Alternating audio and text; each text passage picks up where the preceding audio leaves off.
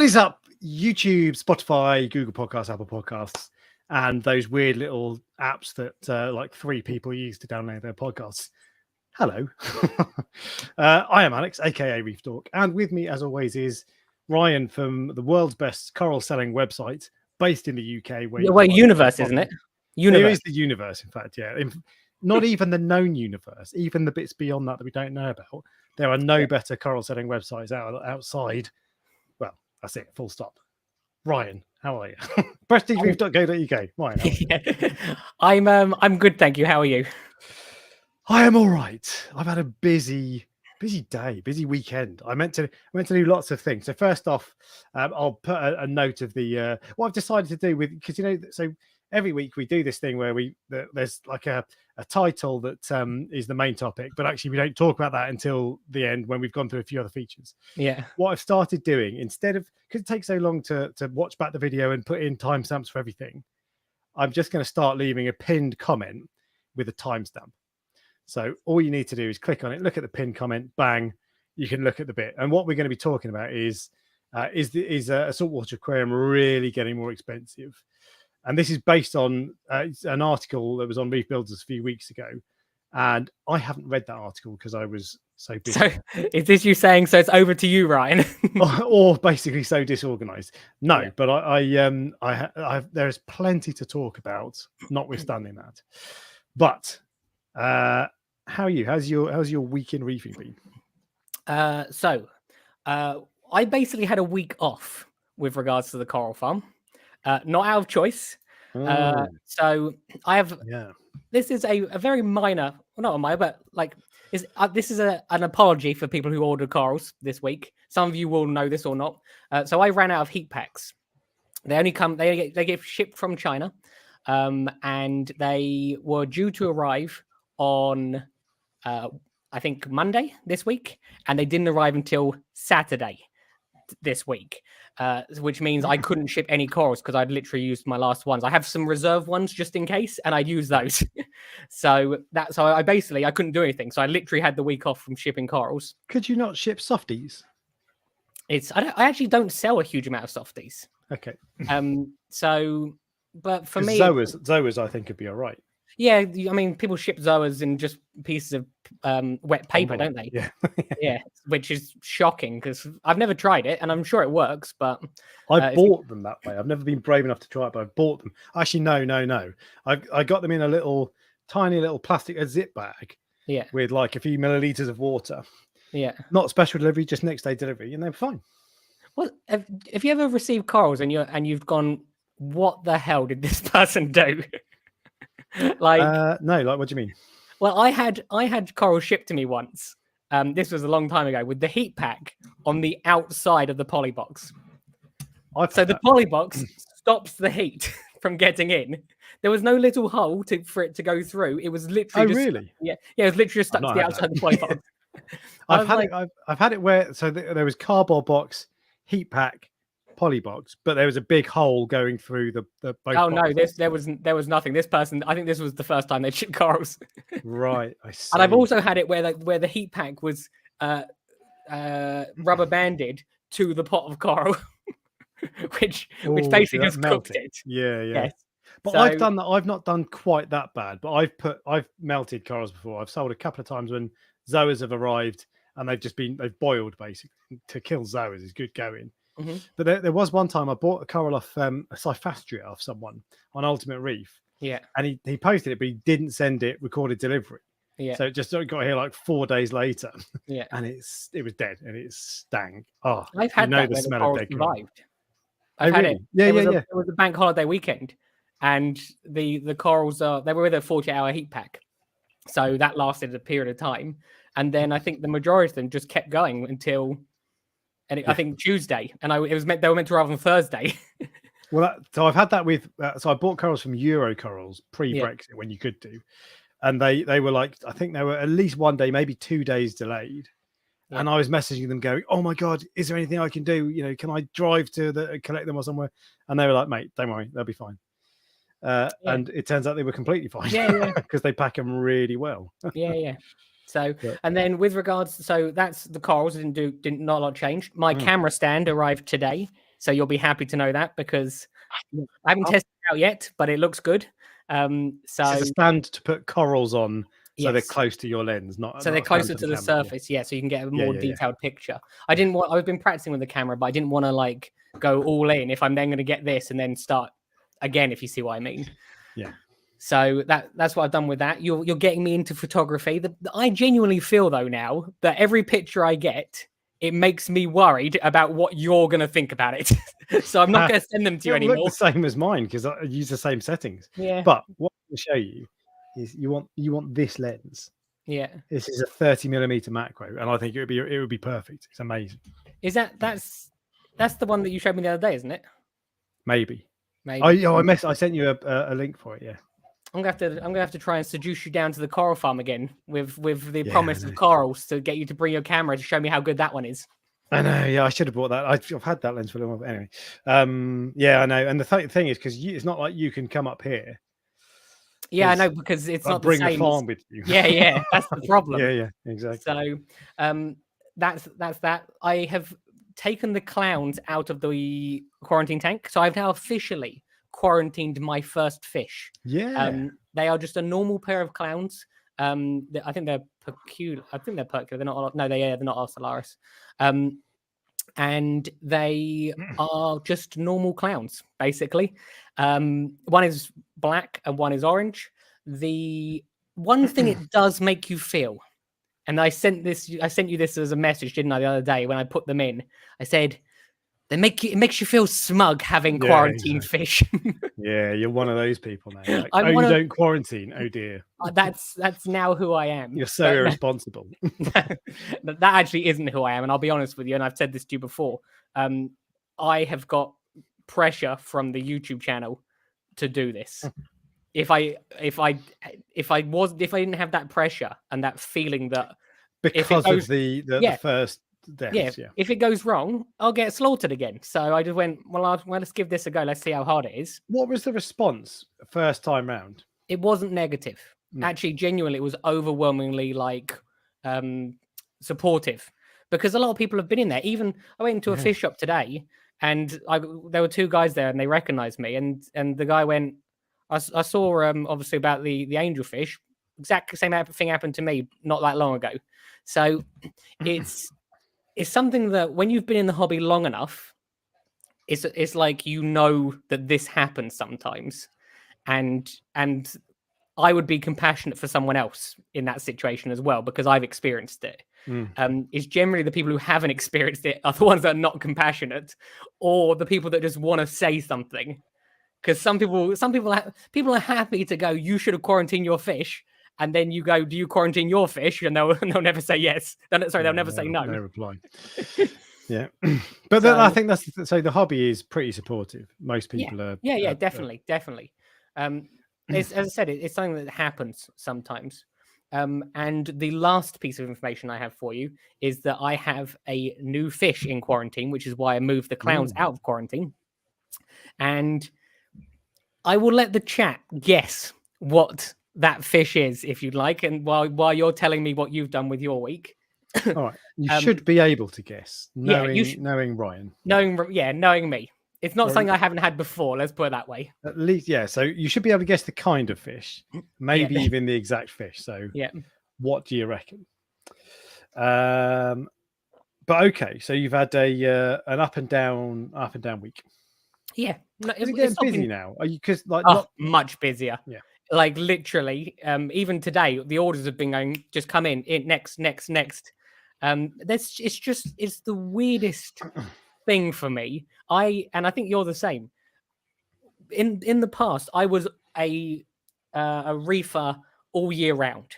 Yeah, it was never it's winter, I'm going to look after my fish tank. It was like, it didn't matter what it was. I did my water change every single Sunday religiously, because my parents said to me, if this tank ever looks anything but pristine, we will get rid of it. Yeah. And they mean it. They meant it.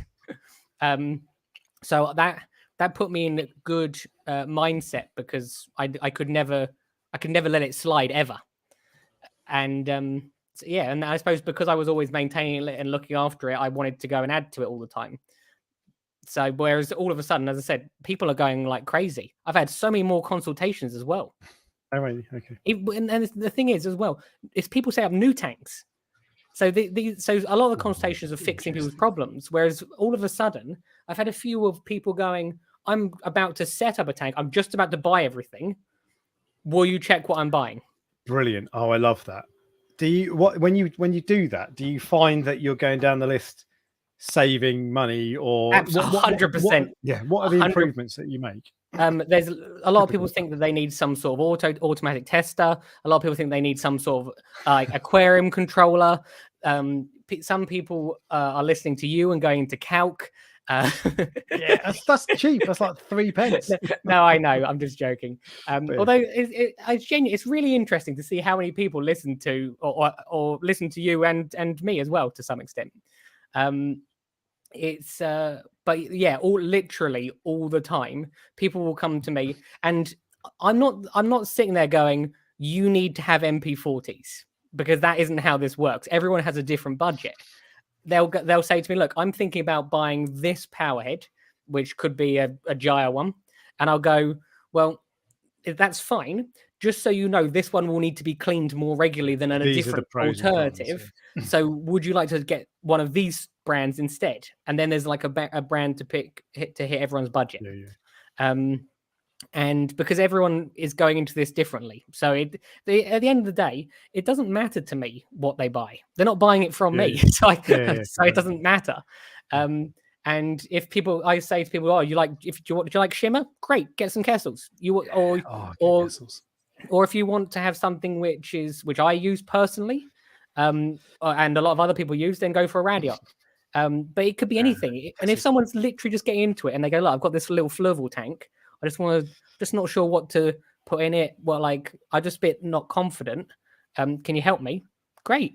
It's like I literally love it. I spoke to a guy, I think on Thursday, who had been keeping fish for 2 years, and someone else put all their coral in their tank at the very, very beginning, and they've never bought other pieces because they were too frightened. So I looked at the pieces he had, and I went, "You're doing this perfectly. Why are you worried?"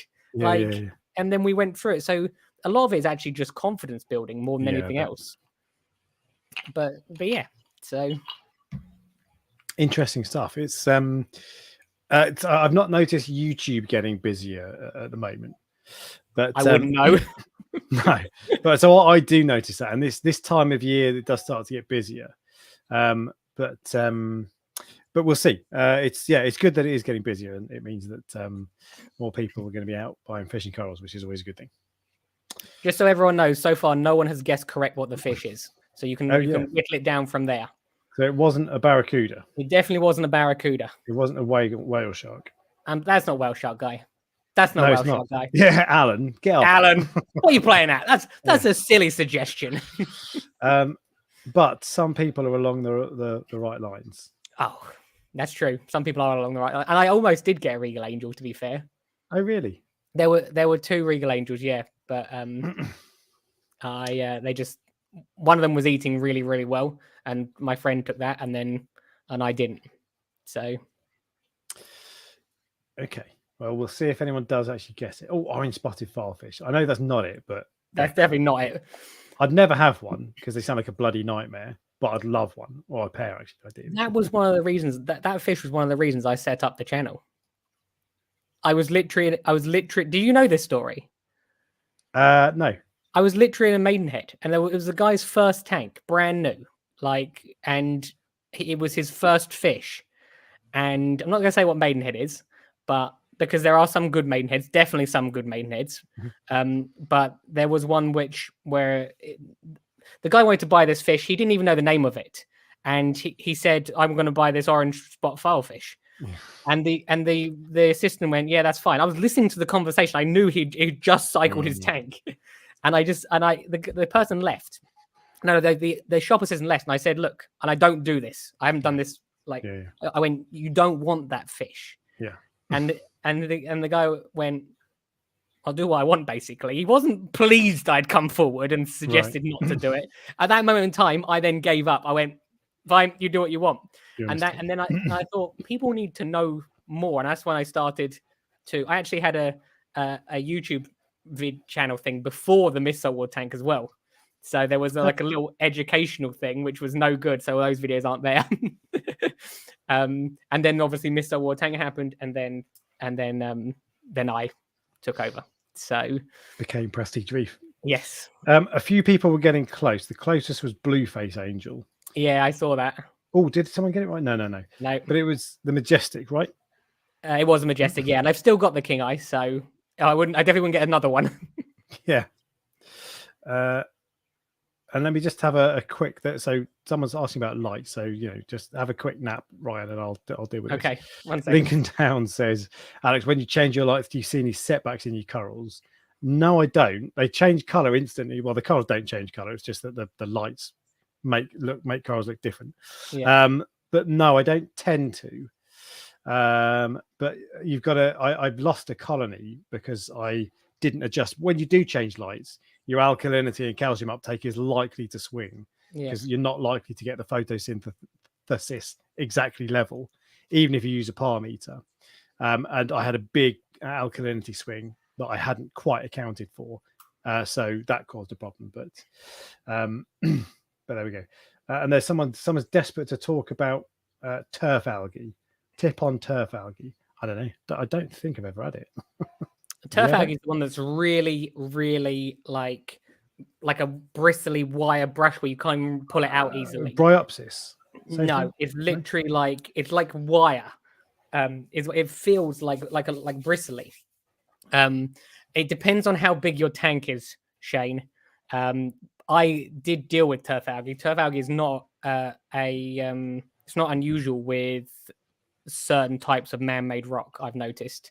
You see on the forums over and over again, people say, "Oh, this is the rock I'm using, and this is the problem I've got." And I'm like, so I put 2 and 2 together because I had the same problem. And all I did is I put loads and loads of tangs in it. I was closing my 1,000-liter tank down, and I moved all those 1,000-liter tanks into a 400-liter tank temporarily before they went in the coral farm, and they just obliterated it overnight. So that's how I dealt with it, which is not the right answer. So there you go. Buy a dozen tangs. Yeah. I think Vibrant might work on it as well, maybe. But you don't like Vibrant. I have used it before. It didn't work for me. I just don't like that it was a lie. I know. But anyway. Woody's Gamer Tag says certain kinds of man-made rock. Which it would be unfair because I haven't tested all man-made rocks, so maybe they're all the same. Do you see what I mean? It's not my place to have a platform this big, and to go, don't buy this because this is what this is, and I don't even know I'm right. That's just an assumption. So we have a responsibility, don't we? You're smiling because you want me to start an argument. No, I don't want you to start an argument. You and I see the responsibility differently, but I know what you mean because I know what you mean. If I knew for a fact that was what was causing it, 100%, like 100%, that was what was causing it. I don't know. As I said, we have a responsibility, and it's not my place to go, don't buy this because it will cause this. Because think about how many people have success with that rock as well. So just because I had trouble with that rock doesn't mean everyone else has. So was it me? Who knows? Fair enough. Well, anyway, so buy tangs to deal with your turf algae. Yeah. And before we move on to other stuff, so I've had a relatively busy. Oh yeah, first thing. So the Cade. Last week my alkalinity was 5.5. Yeah. It's now 5.6. Nice. So I've made progress. And I've been putting in a lot of Kalkwasser, but it doesn't seem to be doing enough. So I've switched over today, in fact, this evening, so late that the bottles are behind me in my area that's normally tidy. I've switched over to start using Reef's Elements pH+. Okay. So I'm interested to see how that goes. Yeah, because that's the one that increases your pH, isn't it? Which makes sense for the name of it. I'd be interested to know. Yeah, it'll be interesting to see how it goes. The thing is, I've seen enough people now using it that seem to have had success to think, okay, it's worth a crack. But the problem with, and YouTubers get criticized for this quite a lot, but the problem with any opinion online is that there's a chance it's bollocks. And it's not just because someone's on Instagram or someone's on YouTube. It could be just some random bloke on Facebook or a forum. There are people all over the place who have incentives to tell you good things about products. And I never quite know. The only people you can really trust are your mates. You definitely don't trust me. Well, no, but anyway, I don't think it's not likely to be a major issue. I don't think there's likely to be any disasters. Yeah. But I just when I change dosing liquids, which I don't do very often, it makes me nervous because it's so significant. It's your water chemistry. Yeah. You literally should have just put like 1 gram of sodium bicarbonate in each day. Yeah. And then that will fix it, and then you can keep going with the calc once it's where you want it to be. But I wanted to cut calc out because it's enough. Oh yeah, you're work. not using calc now. Yes, sorry. Yeah, it's enough work on 2 tanks, so that was the reason. So I wanted to do that anyway. So dosing is great, but anyway, so that's the first thing. The second thing was, in fact, I'm not going to talk about that because I don't know if I'm allowed to. I'm intrigued. It's what I told you about before we came on. Oh, where you've been? Yeah. I don't think it's a problem, but why would it be a problem? I don't know. Can I talk about it? I won't. No, I won't. We'll move on anyway. And then what else was there? So, so this is. I'm going to save this actually because someone asked on the. There's now 2 things you're not talking about. No. I'm going to come back to it. This is someone asked on the member questions, and this is a perfect example. Something happened today is a perfect answer to that question. So I'll tell you the other thing. And I've been thinking about lately. I've been thinking about. My copper man died, I don't know, a month ago, however long it was. Yeah. And since then, I keep thinking about what fish I could get to replace it. And I keep looking at an Anamsis wrasse. They're quite tricky to keep. And I keep thinking to myself, no, actually, when I lost the copper band, part of the silver lining there was, now if I go away, I can just put pellets on. Yeah. And I don't have to worry about getting someone in to look after them. I can just do that's fine. And I keep trying to have to restrain myself from buying fish that are finicky eaters. Yeah. But what I've been thinking about taking that even further. I've been talking a little bit about whether I'm going to go LPS or SPS next time I set up a tank, which might be not too long away. Yeah. There's been no progress. I just think about it all the time. And the more I think about it, the more I think I don't want a tank that runs my life, where I'm constantly like, oh, where's the orange gone on the tip of that corallite? That's exactly what you have. Exactly. So I kind of like the idea of moving away from that and just having a tank that does. If it's got phosphate of 0.2, it's fine. If it's got nitrate of 30, it's cool. I just wonder if you'll be bored. Entirely possible. I think you like, living right on the knife edge. I like the challenge. I like that there's always, and with the hobby generally, there's always something to progress onto. Yeah. Because if you just completed it and you set it up and you let it run and you didn't do anything, it'd be boring. Yeah. It'd be freshwater. Ooh. Well, not really, but I still think that there'd be plenty of challenges with LPS. Yeah. Because I'm relatively new to LPS. I've been keeping it for a while, but lots of LPS there are lots of LPS I haven't kept before. There was one fleshy one you were talking about before that's really difficult to keep. Was that Cynaria? I don't remember talking about that. Or a Lobo or something. There was one that you were like, people think that's easy, but it's actually quite a Symphilia, I think is what it was. Symphilia.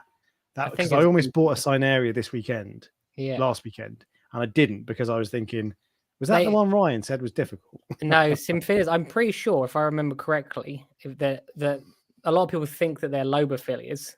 And they just they will live fine for a long, long time, and they'll thrive in some tanks, and then in other tanks they just slowly whittle away and just disappear.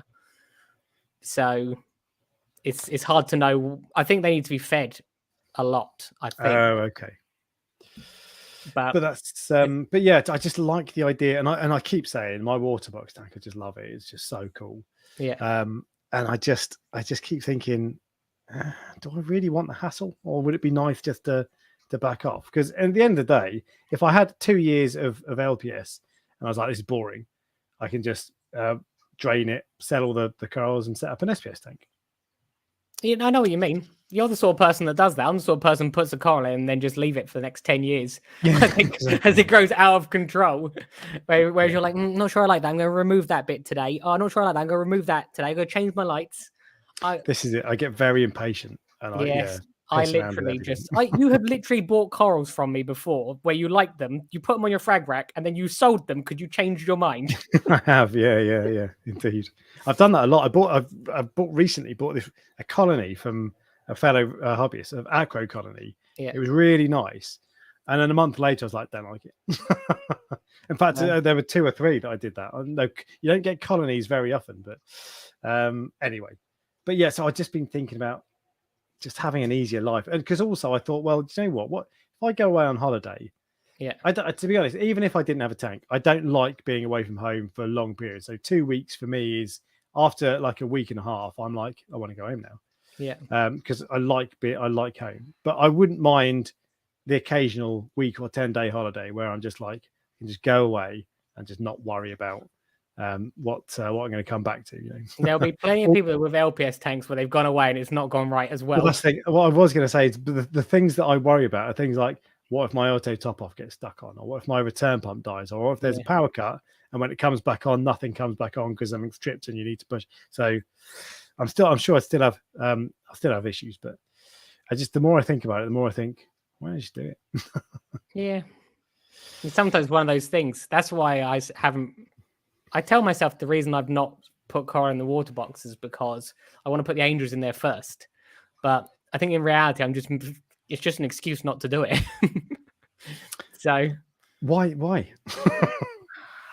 It's very, as I said, it's very hard now for me because you see everything. You've got all access to everything you could possibly ever. You might go to the supplier and see, I know, 100 corals. I can go to the supplier and see 3,000 or 4,000 corals. Yeah, okay. And you've seen everything. And when as I said, it's not the same anymore for me. But we'll see. And I am hesitant because there's some I like lobophias, I like trachyphilias, and those are the things most likely to get eaten. So I don't want to go down that route and then have a real problem. Yeah. So we'll see. Interesting. Okay. Well, anyway, so that's what I've been up to. I've always think about upgrading my tank, basically. But there was something else that happened this morning that is proper reef tank drama. And my God, when these sorts of things happen, it makes me, I hate it. But I'll come back onto that because it's someone asked. It's a good answer. This is that thing you're still tempting us with, isn't it? In fact, so after Weekend Reefing, we go on to member questions. So let's just do that now. So first question. This is not a question, and this is just in response to the title. Yes, it's damn expensive. Lol. Yeah. And this is so. It's so funny. I often get, especially if I make a title that's. It's not clickbaity. I don't use clickbait, but if it's quite enticing, and it's like, especially if don't use clickbait. I don't. One of your most popular videos is a picture of a woman. Well, yeah, okay, but that's that woman. Yeah, that woman is not in that video. She's not in the video. No, okay, fair. But I was okay. Fair. All right, that one. That's I'll give you that. But actually, so the thing. So, but what I think of clickbait is if you've got a title or a thumbnail that bears no resemblance to the video. So, for example, you won't believe what happened next. Yeah. Or you won't believe what she did next. And it's a photo of a woman in a bikini. It looks like she's about to take her top off. And then you click on the video. It's just some guy driving around Asda car park in a Ford Cortina. You've been fooled too many times. Exactly. Every time. That is clickbait. For me, if something's a bit enticing, but it's not necessarily, there's like a twist on it or something. That's not clickbait at all. I know. But often if I make a title like that, people often click on the video just to respond to that title. They don't watch it. You can tell that, and they're just like, they're normally furious. Yeah. And it's like, just watch the video. I know, but that's what happens when you make that kind of topic. It rubs some people up the wrong way. So I've just got to deal with it. It's kind of my fault. Anyway, the second question. is from Push Button Reef, and this is the one that I'm talking about. And this is, he says, this week while cleaning my tank, I knocked the bar holding my lights, and 2 Radeon Gen 6s went for a swim. Oh, I've seen 2 other people do this. Like, so he doesn't say what happened to them. I think Jamie did it. Was one of the people. I think Jamie dipped 2 of his into the tank at one point. I think they were destroyed. No, I don't know if this is the correct thing to do, but I know what I would do in that situation. I would take them and I would put them in fresh water to get the salt off of it, because let's say you're not going to make them any worse. Well, you probably are. No, I don't think so. If you dip it in the salt water, put fresh water on it to get rid of any of the salt residue. That is definitely what I'd do. And then I would buy loads of rice and put it into a bucket and see if I can drain it all off. Put it in your what's the room called? Where you've got a little room airing cupboard. Put it in a I don't know if that's the correct thing, but that's probably what I'd do. I don't know if I'd run it under a tap, but I'd open it up and try and dab it off. But anyway, so he doesn't say what happened. I assume they did die, but he follows on and says, "Have you had any non-fish related disasters in your tanks?" So whilst you're thinking, I've had millions. Go on. No, you go first. So I've had millions, but one happened today. Yeah. The one that stood out for me instantly when he said that, I never do. This was my first ever tank. Yeah. And it taught me a lesson that you really should know. And this is actually the same for all mistakes. But I tried to undo all the plumbing, and I'd been meaning to do it for ages, and I was like, it was a Friday night, and this is when I was living on my own. I was like, cool, let's do it now. Started at like 10 o'clock. That's the first mistake, and it went wrong. And I couldn't get. There was one pipe on the back that had a thick screw grabby bit, so you needed a really big spanner, and I could not, for the life of me. And I know I'm a weed, but I could not twist it off, and I didn't have a spanner big enough, and I had to go and knock on my neighbour's door. He's got kids. Knock on my neighbour's door at like 10, 11 o'clock. And I was like, mate, and he had a lot of tools. I was like, mate, you haven't got a spanner, and he had one, and thank God, because otherwise it just would have been a disaster. But yeah, so I've learned my lesson. I now never start any job at all, but certainly any plumbing job late. I always do it in the morning now. Even then, things can go wrong. You're right. They go when you've been in a long time. Loads of things go wrong. I did something that was very similar to that. We were moving a 1,000-litre tank. It was literally the moving day of the house, so it had to go. And we had to be out by 1 o'clock. I had prepared everything. I had barrels, massive barrel, everything to transport all the water. All the livestock was out, and we took out the tank connectors. And the only way to get them out, we had to cut them out and replace them. What we didn't know was that this was a second-hand tank. They had got the wrong tank connectors. I know. So I had identical replacement ones, and they weren't the right ones for that hole. So all of a sudden, I have this tank which I cannot reset up. So it was just luck. I was like, what can I do? I called Power Aquatics. I went, this is going to be really, really obscure. Have you got this one piece? It was actually 3 of them I needed. Or 2 actually, and one was a different size for some reason. The return was a different size. I said, have you got this? And it just so happened that they did. So I drove 45 minutes down to go pick it up, and then drove back. And then but when I moved that tank, I started, I think, at 4 a.m. on that day. And I went to bed at 4 the next morning. Jeez. That was how difficult that tank was to move. Yeah, what a nightmare. So I've had a couple of issues. It's always with water and electricity. So I had another one. Remind me in a second. I had another one. Okay. I'll write it down. When I upgraded my my Red Sea with gate valve, the diaphragm to a gate valve. Yeah. I'd done the same. I'd planned everything out. I'd done all the plumbing. I'd made it. All I needed to do was unscrew the old one and screw in the new one. Piece of cake. And all the joints that I'd plumbed together were perfect.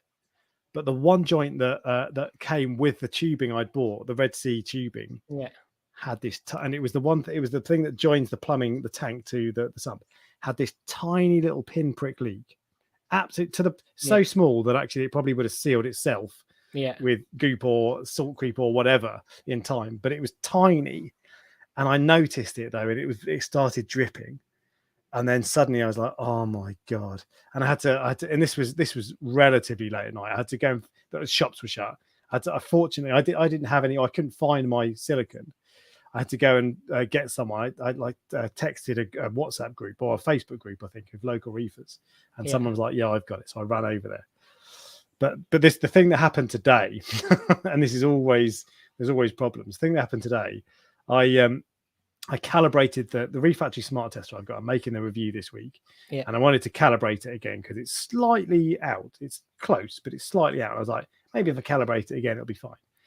And when I did that, I reattached all the hosing, but I didn't reattach it properly. Yeah, and I'd mounted the smart tester in my tank. In my cabinet above the plugs. Now, it wasn't directly above. The plugs were actually a little bit set back. Yeah. So it's not like it was just like waiting to drip on, but water started leaking out somewhere. Like I was just watching TV this morning and the electricity went off. I was like, oh, that's weird. Power cut. Don't normally have them, not in the UK. And then upstairs, all the lights were still on. I was like, And I went and opened the cabinet and there were drips of water. I was like, oh God. Yeah. So it just tripped everything. And I tried to dry it all off and then flick the switch back on and get it back on, but it didn't work. So I had to, and I use these DJ switches that are like eight lit switches basically. Yeah. And I decided, you know what, I'm just going to strip all of them back. So I unplugged 24 plugs, removed them all, unscrewed each DJ switch and to check if there was any water in. There was no water in any of them. They were all fine. Yeah. Put them all back together, plugged everything back in. And this was like, you know what cable management is like when you like on a 5-year-old tank as well. When you add new stuff in, it's like a nest. Oh man, it was so stressful, but it's all sorted. And actually, I made one of the things. I have 3 DJ switches side by side, and I just left them leaning up against each other. But about 2 years ago, there's a little bracket that you can buy that tidies them up really nicely. And that's just been sat in my shed because I couldn't face the prospect of doing this. And I was like, right, I'm going to do it in that case. But it took me about 2 hours to undo everything and redo it all. And it's still a nest of snakes. Yeah. But it's like, oh God. So I'm going to find somewhere else to put the smart tester. We could do a whole live stream, literally just on this. Like I've got 3 all of a sudden immediately came to me once. So I put calc directly into the tank. Yeah. I've had it where water was dripping into a extension cord, and you walk in, you're like, why does it smell like burning in here? And it's literally black. And then you turn it off at the plug. You lift up the thing's literally got water in it.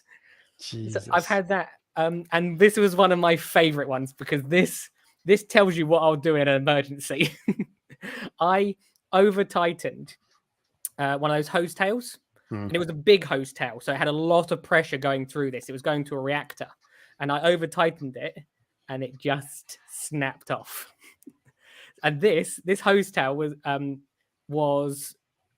it wasn't. Let's put it this way: if I just left it, the water was coming out from a Vectra L1 as fast as you can imagine. Yeah. So I turned the Vectra L1 off. I got the hose tail because it was in the middle of the night. I got some Ecotex coral glue. I put it on my hand, directly onto my hand, and I held it onto that pipe. And then I turned the Vectra on because the glue only sets with when it's wet. So, and I know you'll go, why do your hand get stuck to the because it doesn't. It doesn't like stick the same as as something else because you can keep rip your skin off. It's fine. You can grow another hand. Trust me. Like I'm not advising you do this. No, I'm not trusting you. But it worked. And do you know what was funny? That repair held for like over a year before eventually I cut it out and replaced it. And I didn't cut it out and replace it. Someone did it for me.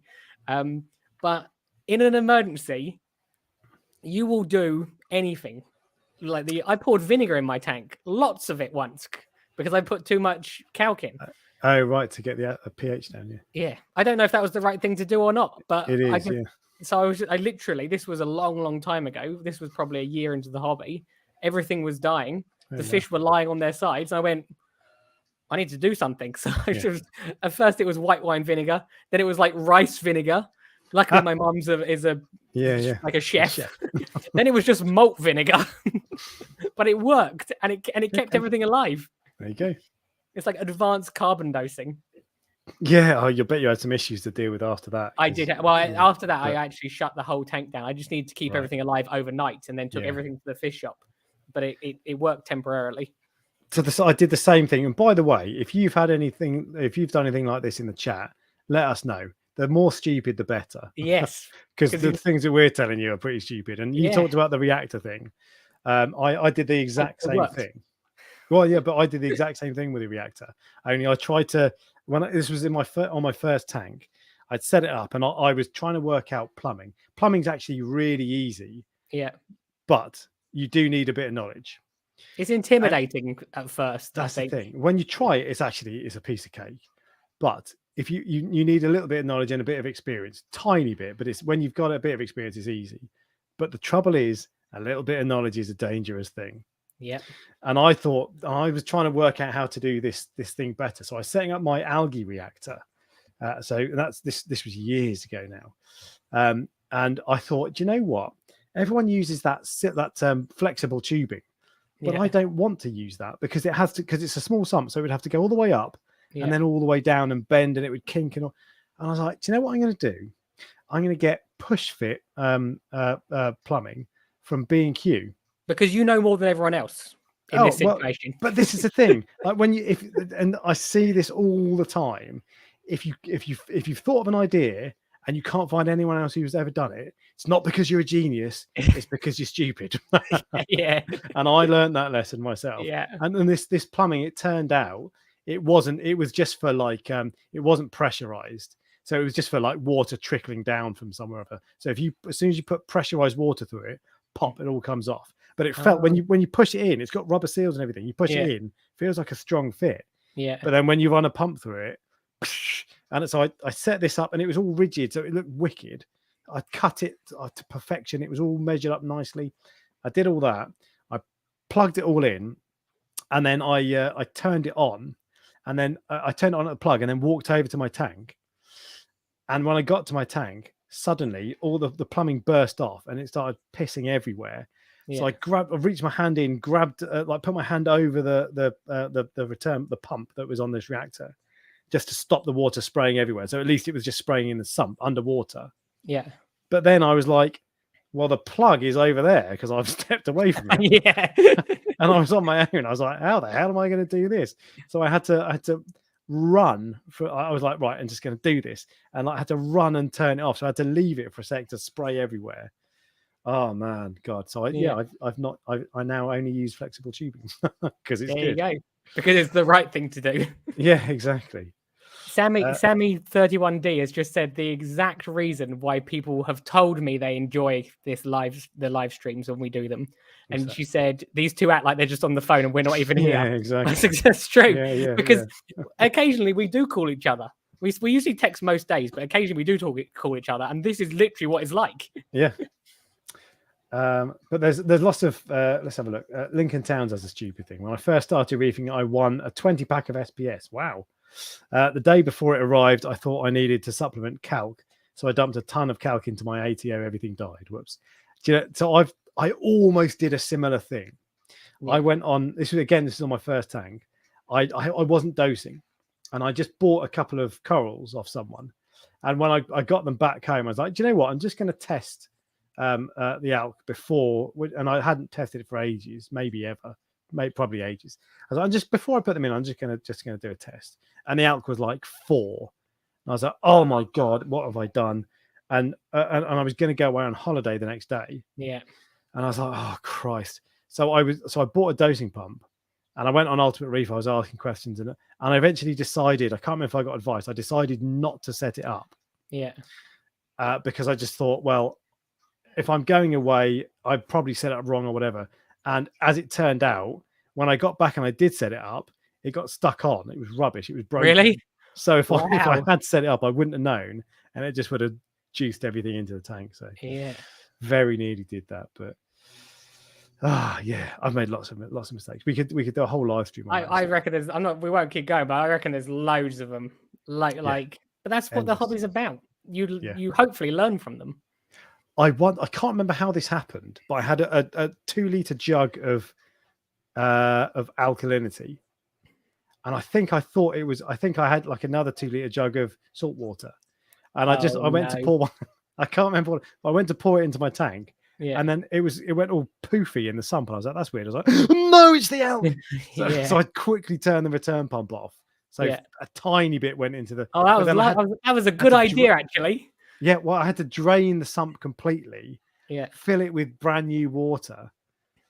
But just endless stupid mistakes. We could do a stream on that. We should do. It'd be a good one. Yeah. Therapy. You just wonder what's the next thing? Because there will be something. Yeah. I'm in this for life now, and you probably are as well. Like, I don't think there's any situation you could have a tank crash or anything, and you probably would still go, "This is what happens. I'll give it a month or two, and then we'll rebuild." Because that's what happened to me. Yeah. So I'm in this for life. So I just wonder what the next thing is. Yeah. I don't look forward to it. Let's put it that way. It could be tonight. Yeah. So touch wood. But it's always something stupid, and this the thing with the smart tester, putting it above basically a dosing pump above plugs. It's like I knew that lesson already. I know that is not a good idea, but you get until something goes wrong. The best way to learn not to do something is to cock up. Yeah. And then So it's like with quarantining. You now quarantine, and that's the best way to learn that is to have. And it makes you feel smug. Exactly, yeah. But anyway, so that was my stupid thing, and that was your stupid thing as well. And really good question, Push Button Reef. Yeah, we should do that. We should do a live stream on that. I'd have to think about it. I know, me too. And you know how I feel about thinking. I know, yeah. But what was I going to say? So, all right. So that moves us on to is it the member questions? Facebook questions. So what I've started doing now is instead of trawling through all the posts and pulling up posts that I find subjectively interesting, I'm just letting Facebook choose the algorithm. So the 3 most popular posts, and they are, the first one was this one from David Evans, who says, I just wanted to introduce myself and share a photo of my display tank and frag tank. Nice display tank. I think it might even be connected. The 2 tanks might be connected. You would assume, probably. I'm interested in what that coral is. The bottom. Yeah, that one. That's exactly. Yeah, exactly. So I don't know. I can't zoom in. Can I zoom in? Oh, yeah, I can. So sorry, listeners of the podcast, but my eyes went to that straight away. It's nice, isn't it? I wonder if are they micromousas or acans? That was my first thought, but I don't think so. Because that was what my first thought was, but I'm not sure. He's got a nice big acantophilia. I mean, they could even be like massive blastos, because the blastos have like green with red around the edges sometimes. Could be, yeah. Remember, what you see on your screen is even smaller on my screen. So if I sound like an idiot, it's literally like this big for me. But whatever, that stood out for me as well, and the acantophilia. Yeah. But this LPS tank, I mean, there's mixed reef, I suppose you say. Yeah. See, it shows it's good. But that's the first thing from Facebook. The second thing was from Julian Stan, who says, put that up? Ryan artwork available in B&M for £7. There you go. See, close, similar, not quite, but close. Yeah. She needs to turn around a little bit and lift her arm out of the way, and then job done. Yeah, I prefer my one, I'm afraid. But thank you for more artwork. I might need it for a different room. Indeed, and that got, I forgot to show what the reach the last one got. I got 600 reach. It's half the group. Yeah. And the last one was this guy's moving house. Yeah. And he's put this vat. I think that's like a swimming pool, paddling pool. Yeah. But this looks like. Have you ever moved in a Roman villa? Oh yeah, because of like that's a mosaic on the floor. It is, yeah. But this looks like an absolute nightmare. Have you ever moved a tank to a different house? Well, literally, I said that's what I was saying earlier. Oh yeah, I kid you not. That was one of the worst days of my life. For stress, for like back problems. It was Because remember, you have to move 20. No, not that. You have to move 1,000 liters in 25-liter cans. That's a lot of 25-liter cans. It's a question that gets asked quite a lot. I'm going to move tank to a different house. Any tips? And the tank I moved was 120 liters. It was tiny, and it was still one of the most stressful days of my life. Yeah, without no exaggeration whatsoever. It was horrible. And this was in between. I mean, you're moving house, you're stressed anyway. But this was like, I think this was the day, I can't remember anyway, whatever. But it was an absolute nightmare. And how do you box up all your corals? You've got then when you get them at the other end, you've got a temper. It was just, oh God. How do you think I feel about the coral farm? I know. There is me anxiety. I think this literally all the time. I can never move. I'm not even sure I'm not even sure how it's possible, how it would be possible, because I couldn't ask the people whose house I'm going to buy, can I just build a new coral farm in your house? Yeah, exactly. It's not alright if I just build a new coral farm in here, and then move the corals over and then just smash up the old one, because it would never be allowed to happen. When I bought this house, they wouldn't even let me put my bed in it before 1 o'clock, because if the bed arrived at 10, it had to sit on the road. Yeah.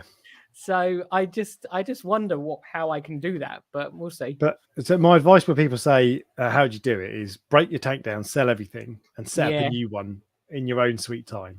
That's what I have thought. But then obviously it's like that's my income. Oh well, for you it's different. That's what I would do now. Although Reef Dreams in Winchester, shop in the UK, that shut down and moved to Southampton. Yeah. Which is 30 miles, something like that. It's and shutting down, and that was an established shop that had been going for years with a lot of coral. So that must have been awful. I don't think they sold as much of it as they could, though. I think before they moved. Yeah. I think that's logical. So they probably and they had both buildings for a period of time, so they could shuttle back and forwards. But nonetheless, wow. No, I'm not sure. I literally am not. If I move house, I will probably have to completely shut it down and then rebuild it somewhere else, somewhere bigger, bigger and better. Do it. But there we go. So that is the Facebook group, and those were the most popular ones. That had a reach of 860. I forgot to click on the first one to see what that was. I quite like doing it this way because the fact that picture was the second one. I know, yeah. That shows that if you post something funny, you're more likely to get shown on the live stream. Well, and that's the thing. I think that's a better way of doing it, because if I find something interesting, that doesn't mean anything. But if everybody likes it, that for a start, that encourages people to post things that have a wider reach and that are a bit more interesting, that sort of stuff. But also it just it means that we get to share the cool stuff. Anyway, what was I going to say? So next up, that means we've got, before we come on to the news, we've got the Prestige Reef Fish of the Week, and then the Prestige Reef Coral of the Week. And I'm excited about the Coral of the Week. But Ryan, start with the Prestige Reef Fish of the Week. Okay. As usual, I like to pick something which people don't necessarily have seen. I'm not going to be able to keep doing this forever. At some point, I'm just going to go Flame Angel. That'll do. But this week, I'm picked a golden hawkfish. And the reason I picked this is because I saw one of these this week in the flesh for the first time. Oh, really? It's this one, right? On screen. That wasn't the one I saw, but that is the fish. They are expensive. I didn't actually see how much it was, but they're not the cheapest fish. They're much bigger than the red ones. Yeah, they're huge. That video looks small, but they're huge. Yeah, they're much bigger. Yeah. They're supposedly reef safe. I would question how reef safe that is. The one I saw was, as I said, quite big. They're not going to be invert safe, are they? Let's face it. No, definitely not. And I'm not even sure they'll be small fish safe with the size of their mouth. Yeah. But you never know. So that's why I thought I'd go for that. I just thought it was a fish people don't see all the time, and it would be interesting. They're cool. Yeah, you don't see them very often at all. Would you have one? You want one, didn't you? Or did you say you wanted one at one point? So when I first saw that one, I thought it was really cool, but it's quite big, too big for my tank. Yeah. Even a 4 foot by 2 foot tank. And I saw it again 2 years after, or 3 years after that video I took. Yeah. Because I know the guy whose tank it is, and it's lost a bit of colour, and it looks a bit drab. Yeah. That's interesting. which is so like my yellow wrasse and my silver belly wrasse. They were really bright at first, and over years they lost color. I think your mate Polo's got one. Has he? I think he does. I'm sure he has one which is really big. That might have been the first one I saw on a video. Okay. Maybe. But yeah, so I don't think I'd have one because they're quite big. I do love Hawkfish, but and especially if it lost color, I'd be like, oh, that'd be a shame. But they're cool. I like it. I appreciate. Lots of fish lose color. Like it's interesting because my wrasses don't lose color, but a lot of people who have big yellow wrasses, they're like, you've had one, I think. It's not as brightly colored as it used to be. No, it's really dull. Yeah, really dull. Yeah. But... pisses me off. When you see them in the shop, they're uber bright, like the brightest fish you've ever seen. They look like yellow labs, the yellow libido chromis. Is yours like the disabled looking one? What? I thought someone's got a big wrasse where it's like bent. Oh, it's literally like half bent. No. But it's still swimming around, it's still eating and everything, but it's literally like sort of, I can't do the shape with my finger. Yeah, it's like I can picture it. Yeah. No, that's not mine. I thought it was yours for some reason. Maybe it wasn't. It looks like basically looks like his back's broken. Yeah, I bet it is. Yeah, but it's been going for years. So fair enough. It's like that George Mafarakis video the other day, where he went to that coral farm and they had all their fish were like just that was the clownfish one, wasn't it? Yeah. Because he takes them in to look after them, but they're like zombies. Yeah, true. I saw that. Admirable, but I wouldn't do it. Interesting video. Interesting. Crazy setup. It was an interesting way of like running a coral farm where he had that massive tank, doesn't he, with all those fish, and then it goes and feeds all the corals, and he's got a whole tank full of is it Mahano and enemies. He's like, I think they look nice, and I'm like, yeah, and it was like a carpet of them. Yes, and it was was it hammers or torches, something like that, yeah. And he was like, well, I just take because, and to be fair, they weren't growing up the corals; they were just on the carpeting the floor. He was like, oh look, they're in there, they're fine, they're out of the way. And when I frag the corals, they don't get Mahano, so they were right. Yeah, but that was totally different. I don't think I'd get away with that. I think if people came to the coral farm, they were like, "Oh, look at those Aptasia everywhere." I'm like, "Oh yeah, that's okay." Because I'm just letting them be part of the reef. Yeah, it was literally like wall to wall. I know. As well, wasn't it? Like a proper carpet. Quite impressive. I'd never see anything like it. No, yeah, but anyway, Prestige Reef Coral of the Week. Right. So, the Prestige Reef Coral of the Week. We are not even sure. Before, should we get people to guess what it is? If you want to do that, yeah. Or see, actually, do you know what? Let's just we'll bring it up. I've got it up. Bring it up, and then people have got a minute, and I'll know what it is. I'll explain. I'll give you a little talk about it. So I saw this at a wholesaler. The wholesaler told I literally walked up to them and I said, "Is this?" And my first thought was, "Is it a Pavona?" Because it looks similar to one of my Pavonas. It does. The same shape.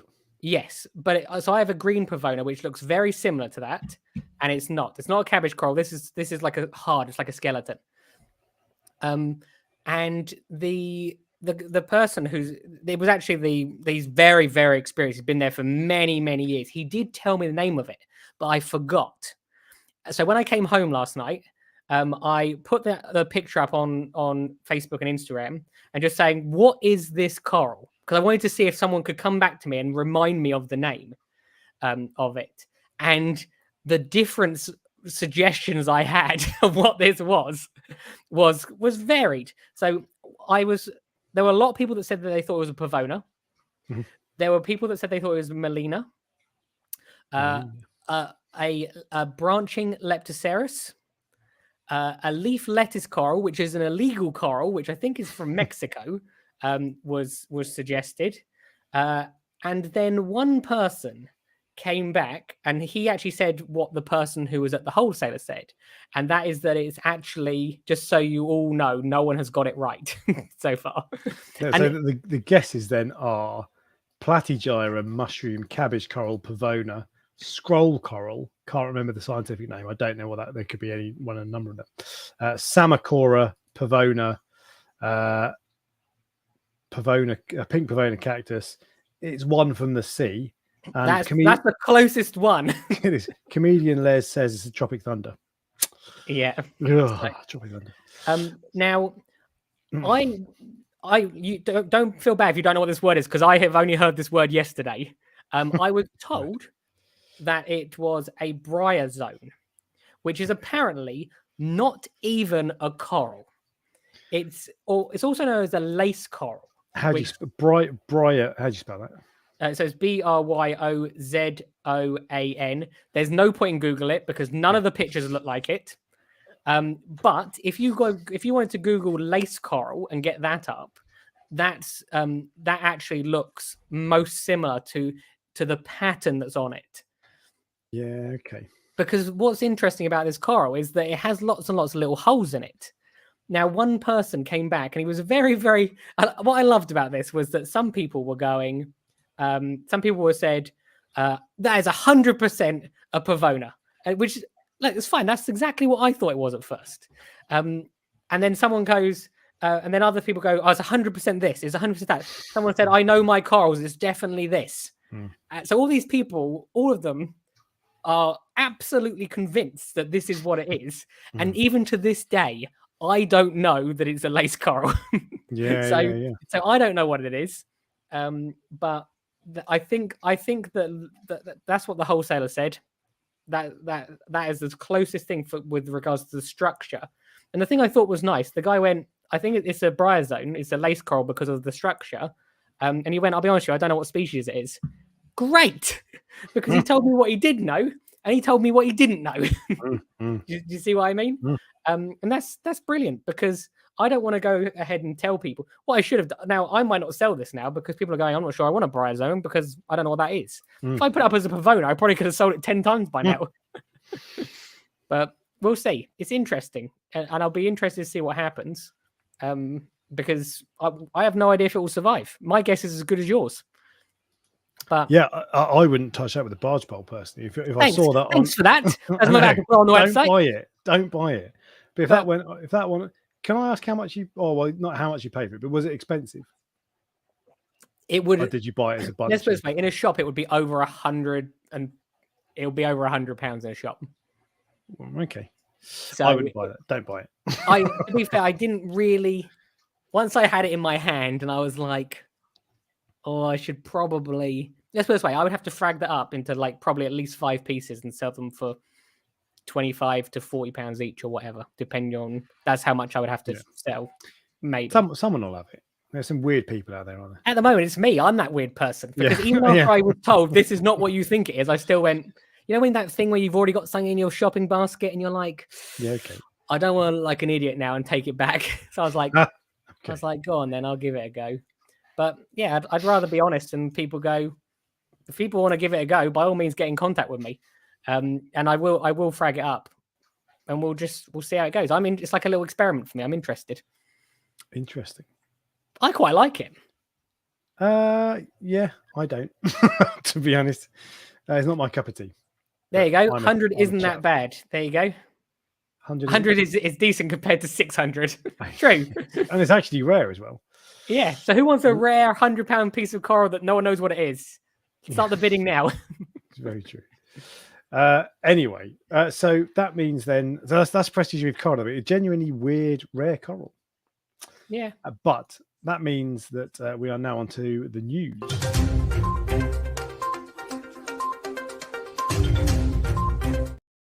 And it's still relatively quiet news front. Well, nothing majorly interesting anyway, but there were a couple of bits that I wanted to pull up.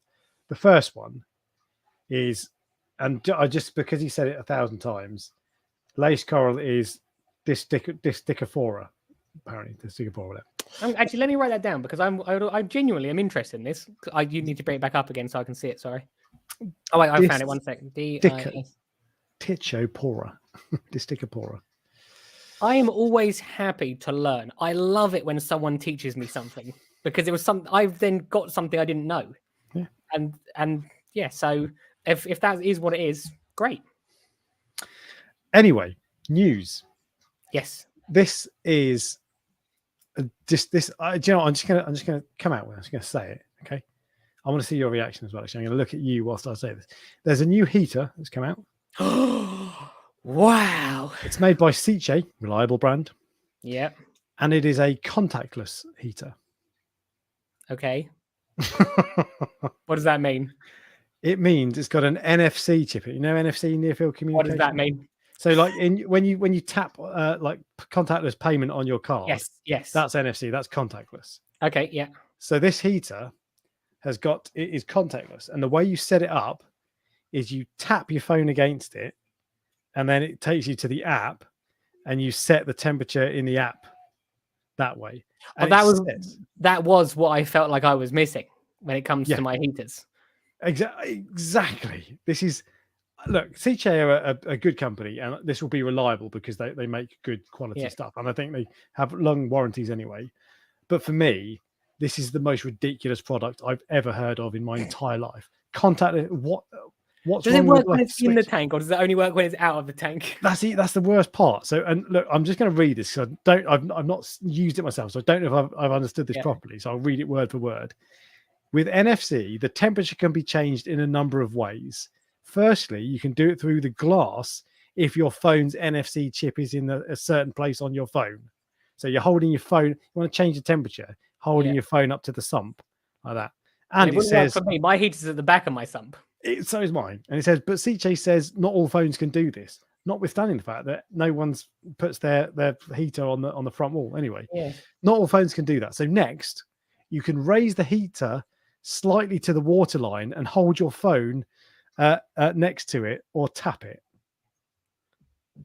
And it's like, what? You want me to dangle my phone above the sump, lift the heater out? This is just to change the temperature. And then the other way to do it is the days when you just turn a dial. If you have a waterproof phone, you can hold the phone next to the device and tap it underwater. Why is that such a stupid idea? If that's maybe there's more to it than that, but that just sounds like what's wrong with the dial? If someone said that they had come up with a Bluetooth enabled heater, I would go, cool. Maybe that's necessary. Heaters are something you usually it's unnecessary and leave them. Exactly. But usually the heater's at the back of the sump somewhere in a difficult position, or I've had it between baffles. It's never in somewhere that's easy to get to. If it was a Bluetooth one, I understand. Because if you did want to change it on that rare occasion, because some people do change their tanks depending on the summer and the winter. Summer and winter, yeah. It saves electricity basically by doing it, and the corals don't notice a degree as long as it's not too low. So I get that, but I don't see this. That sounds like that's worse than having a switch. Like, I'm all for technology and improvements and companies that make advancements and spend money on R&D, but that's a really crap idea. Sorry. You're not worried about your responsibility, are you? Is it April 1st already? No, not really. Because that is unless I've misunderstood it. And Seche, if you see this, because someone says, "Hey, Reef Dork was slagging your heater off," just to know, it was definitely Reef Dork. It was Reef Dork. Post in the comments or send me an email and explain it, because if I got that wrong, and I'll correct it next week. But why on earth? What's wrong with a dial? And if anybody's going to go to the trouble of like having an app adjustable heater, you use a heating controller. And then you just press a couple of buttons. I just don't get it. It's a really crap idea. You can probably tell by the confused look on my face. I've only just realized I've had this sort of look, I think, for the last 5 minutes going. I know. That when I saw that, I was like, it said contactless heater. And I was like, what? And it's like, no, it is as stupid as it sounds. So just. I'm going to Google this in a minute. Is it April the 1st already? Exactly. Just. Bizarre. I just don't get that, and which is very unlike Seche, because the stuff they come out with is normally really good. That's just I was just bizarre. But so that is the most bizarre news we've seen. And the other piece of news, this isn't from, well, this is just not product news or anything. But do you watch Reef Therapy? No, I don't. You don't I didn't even know you could watch it. I thought it was a podcast you listened to. Well, it's like this. It was the opposite of this. So it's like they record it as a podcast, but they also upload the video. Whereas we record this as a live stream, but we also upload the podcast, or I do. But anyway, so it's I watch it on YouTube. every week. And it's Mark Vanderwall, Raj Shingadia, and Remy, Bahama Llama Coral. Serious people then, not like us. Well, but they're not serious, and I like it because it's the same. It's like that guy said earlier. It's like they've just like you've accidentally dialed into their phone call, and that's why I like it, because they just talk nonsense basically, same as this. And it's like, and they'll spend half an hour talking about what beer they're drinking, or just stuff they've been doing that's nothing to do with reefing and all this. And that's really, I really like that. But there's so Mark Vanderwall is stepping back from it, so he's going to be dropping out for various reasons that he went into in the end of the most recent episode. So if you want to know why, go and watch it. But basically, he's stepping back, which means there's now Raj and Remy. Although I presume they've got quite a big team, so I presume they'll get someone in, either Evie or Jeremy. Oh, they've already called me. They've already called you. I just haven't let you down yet. Oh, sorry, wrong number, Ryan. I wanted to let you down gently, just to go. Yeah, cheers. Yeah. But yeah, he's stepping back, which is a shame, because he's kind of my favourite part of that. That's interesting. So he won't watch this because he doesn't watch. Is there any chance he'll come back, or is it? Yeah, entirely possible. And Remy said he's going to ask every month, "Do you want to come back and be on?" Yeah. But so I hope he does come back, even if it's just as a guest appearance. But yeah, so he's going to be stepping back, and they haven't yet announced who's going to replace him, or if they're just going to carry on with, because like the banter between Raj and Mark, they're both they're quite old school, both of them. They've got similar opinions, and they just kind of, I think they work really well together. So it's a shame he's dropping back, but there we go. And that means that is the news.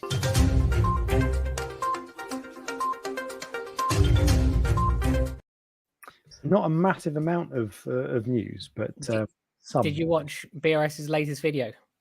Yeah, softy. I have given up. I'm not even joking.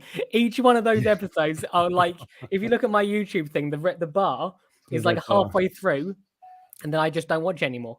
I literally watched half of all of them, except all of the more normal ones, the flowy ones and the soft coral ones. I don't know what it is. It's just, it's not the same for me. So the one thing that stands out for me is that I think they're massively overcomplicating everything. And I think they're trying to present it as, they're setting up these tanks trying to be like the halo effect, where they're absolutely awesome and they're aspirational, but they're just, everything is too complicated. Even they got to the point where they were talking about what temperature they're going to be running on the tank, and the section they pulled up this subheading that said thermal energy. It's like, just call it temperature. What, like, and everything like that. Yeah, they're going into acronym SPDID. It's just to me, it's a shame, because before 50 Weeks of Reefing first time round was amazing. It was epic because it was simple, but it might still be. I think this. I think they're doing an overview of what they're going to do completely. And like, what the overview of the original, when they did the one on plumbing, was that interesting?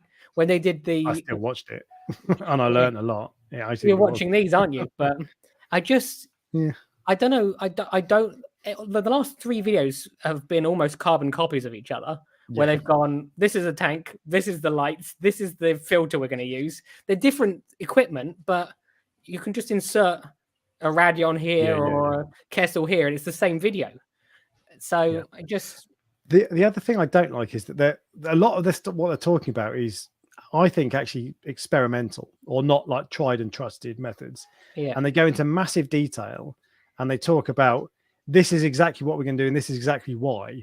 Whereas I'm thinking, you're talking like you know everything, and actually, to a point, they do, because they're really knowledgeable, much more knowledgeable than me. But it's like, actually, no matter how much you know, when you're trying something new, you can't tell me that is for a fact the best way to do it, and for a fact the way it's going to work. And it feels like they're presenting this as, rather than just, look, this is the way we're going to do it, this is the theory, it's, look, this is the fact, and this is how it's done. And it's so overcomplicated. It's just a shame, because I was really looking forward to this, like to something, because I don't watch a lot, but you can see I was watching this, and I don't get what the new format, in my opinion, that they've gone with. This is just my opinion, and I shouldn't slag them off. They've probably spent 100 grand on all those tanks, if not more. And the rest, yeah. and they do experiment everything, but I just like go back to the old format. Go for one tank at a time. Don't do 52 weeks of like where you've got to wait 1 week between each episode. Because if that's what's going to happen, if the next week they're going to go, oh well, this is what we've done with the eel tank. We put the eel in, and then a week later they go, this is what we've done with the Chromis tank. It's too long. Yeah. I don't think they'll do that. I don't think they'll run it as updates. I think they're just setting the scene for now. But I didn't put that in the news because we've talked about that last couple of weeks. I didn't put that in the news because I found it was the most boring. Sorry, but it was the most boring video they've made so far. Yeah, and I was just like, as I said, we shouldn't be saying bad things because we're not doing it ourselves. Well, you are. But at the end of the day, people, you could say bad things about videos I make and tanks I've set up. I do. Exactly, and I've got no problem with that. That's all right. I don't expect everybody to say positive things all the time, and I would like to think people can talk freely. So if people want to say the same things about me, that's fine. But I always say these conversations are happening everywhere. This is not just you and me with some hot take out there. Yeah. Talking crazy. I bet everybody else is thinking, or most people are thinking largely the same. I haven't looked at their views. Have you looked at the views that each of those videos are getting? Because you would assume that they would be getting huge amounts of views. Because I did see one did well. So the other ones probably haven't done well then. No. It's interesting. But the only thing is, I don't know. I don't want to encourage. I don't want to. And the thing is, that ultimately, it's not like we can have an opinion on it, but it's not up to us how they do it, and they should absolutely 100% do things their own way. But it's just like I'm not really feeling it. Yeah. But so I didn't even put it in because I wasn't going to talk about it. And exactly, yeah, nice bird wallpaper. I've got purple birds behind my tank. What do I know? True. Anyway, so we will now move on to the main topic. So, is a saltwater aquarium really getting more expensive? And I was going to run this a few weeks ago, but I didn't.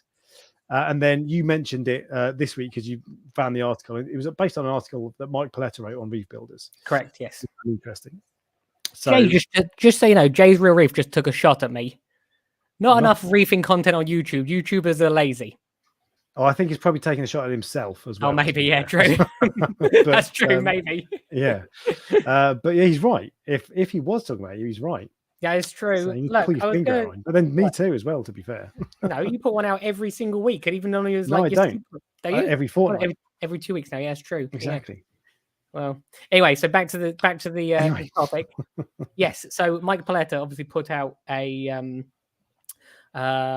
blog post on Reef Builders, and I thought it was really interesting because if you see the topic, is it expensive, or I can't remember the exact words of it, but he did some mathematics. He did some research from his old. He got his spreadsheet out. He looked at equipment that he got back in 1993. Yeah. And he looked at the cost of it, and then he allowed for inflation. So the inflation between 1993 and now is 212%. So wow, is it 212%? That's what it's been since 1993. So he said that basically, if you allow the rate of inflation, this is not including livestock. This is purely to set up a tank. Kit. Then setting up a tank is actually only 1% above the rate of inflation. So this was 1993. Yeah. So this tank that he set up, and you could, to be fair, and I'm not saying he did this, but you could make this look whatever way you wanted to. But I think actually he was trying to just see how it came out. Yeah. But so the 1993 cost was $2,800. And that includes tank, everything you need, rock, RO filter, everything, light, skimmer, all that. $2,862. Inflation adjusted to today's price is $6,062, $6,000 basically. Yeah. And the 2023 one was, obviously you don't need to adjust for inflation, $6,400. So $400 different. I'm not sure why it says 1% on his thing, because he said like 1.06%. I wrote it down, but $466 sounds like more than 1%. 1.01 equals 6122. It is. Oh, is it? Anyway, yeah, I think it's 3%. But whatever. The point is, it's tiny. It's basic. If $6,000 or $6,400, that's basically the same. Don't get me wrong. I'd rather spend 6,000, but it's basically the same. And the point he was making is, actually, look, this has always been an expensive hobby, and it's not that it suddenly is mega expensive. It's just the same. It's the same as it's always been. Just the like number, it feels different because when you paid X amount for a protein skimmer in 1993, it seemed cheaper if you could even get one back then than it does now. But it's basically increased at the same rate as everything else. Now, this isn't me saying, oh, it's well cheap now, and that doesn't include the cost of livestock. Livestock is a weird one because that definitely, some things have gone up in price and some things have gone down in price. Yeah. So you gave an example of a purple tang earlier, right? Yes. So my purple tang, which I bought 16 years ago, which I love to mention because it's like a badge of honor going, I've had this fish 16 years, was £120 when I bought it 16 years ago.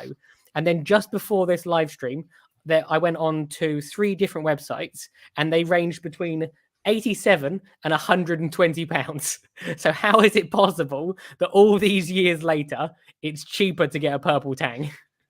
Is that because purple tangs were like a new thing that back then, or like relatively new? You know, do you know what I mean? I don't know. I wonder if it was because there were other options which were cheaper, like yellow tangs. And that was like true. the premium. That was the premium fish then. Because having a purple tang, no one saw black tangs, no one saw gem tangs. A purple was like, you've made it if you had a purple tang.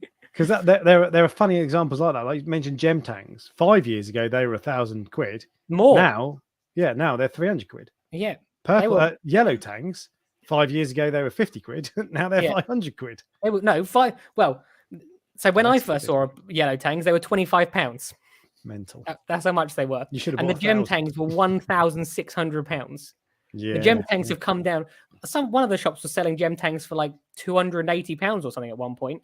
I think they did it as a promotional thing, but it's still like how is that price difference? But they're outliers. So yellow tangs are for there's a specific reason they're so expensive. That's not just inflation and it's the same with the gem tangs. Gem tangs used to be very rare and hard to get hold of because they came from a specific place. They found a load more. And then they went, these are not that hard to get hold of anymore. And that was it. Yeah. So they are not examples of, they actually don't, that's not relevant for this conversation. It's just worth mentioning. But so going back to this list of stuff that Mike Paletta drew up, I had a bit of a look at this. And I've said a couple of times before, my first ever tank cost me £2,000 to set up. Yeah. Now, I can't remember all the equipment I had, but I went back to look and see if I could do it cheaply. And actually, you still can. You still can.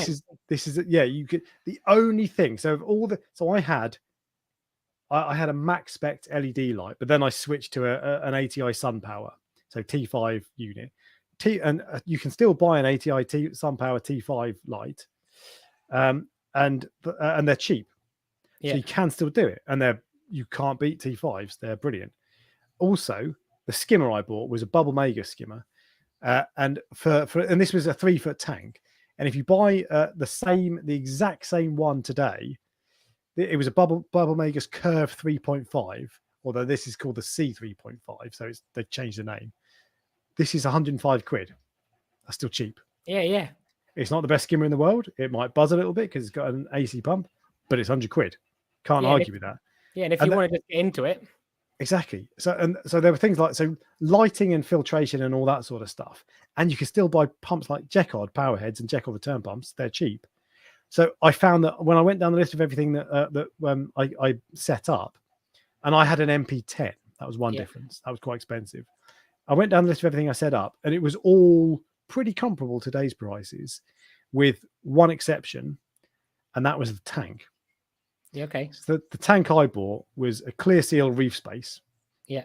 Which was popular for a short period, and it was £600.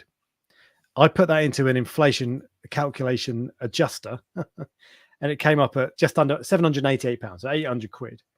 The cheapest I could find an equivalent tank nowadays was £1,050, and that's a TMC. Was it a TMC? No, a Reef. I can't remember what it was. If you're looking at Waterbox or Red Sea or DD, they're like another 300 or 400 quid. So the tanks seem to be a lot more expensive, and I wonder if that's because of shipping, because a lot of the DD one is made in England, but that's likely to be more expensive because England pay higher wages than China, for example.